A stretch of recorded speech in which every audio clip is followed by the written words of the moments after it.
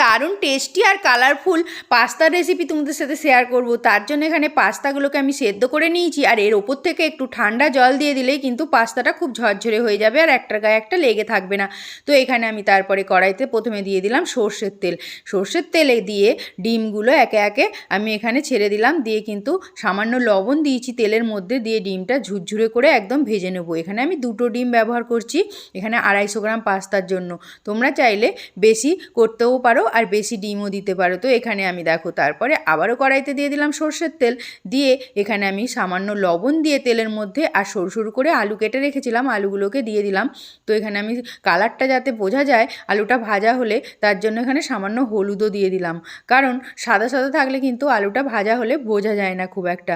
তারপরে এর মধ্যে আমি দিয়ে দিলাম দেখো সাদা তেল, বেশি করে সাদা তেল দিয়ে দিলাম বেশি করে। এর মধ্যে আর তেল দেবো না, এক তেলেই কিন্তু পাস্তাটা বানাবো।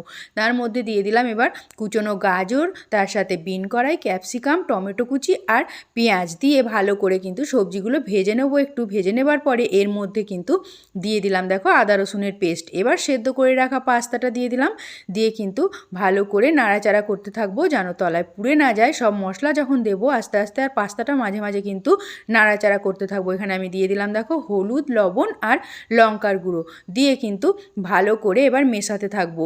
তার মধ্যে এবার ভেজে রাখা দিয়ে দিলাম ডিম, আর তার সাথে আলু, আর এখানে আমি পেঁয়াজ অর্ধেকগুলো রেখে দিয়েছিলাম, তো পেঁয়াজটা এখানে আমি দিয়ে দিলাম, কারণ কাঁচা পেঁয়াজ ওপর থেকে দিলে একটু কিন্তু টেস্টটা আমার কাছে বেশি ভালো লাগে।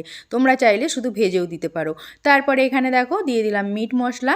মিট মশলাটা দেওয়ার পরে তারপরে কিন্তু এবার আমি নাড়াচাড়া করব আবারও। তো এখানে আমি সামান্য চিনি দিলাম, আর দিয়ে দিলাম এর মধ্যে টমেটো সস, আর তার সাথে দিয়ে দিলাম সয়া সস দিয়ে আবারও খুব ভালো করে নাড়াচাড়া করে নিলাম।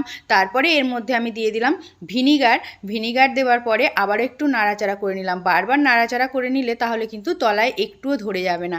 তারপরে এর মধ্যে আমি দিয়ে দিলাম এবার চিলি সস দিয়ে আবার একটু নাড়াচাড়া করে এবার কিন্তু একটা বাটির মধ্যে ঢেলে নেব। এখানে পাস্তাটা আমার কিন্তু তৈরি হয়ে গেছে। রেসিপিটা ভালো লাগলে ভিডিওতে লাইক আর সাবস্ক্রাইব করে দিয়ে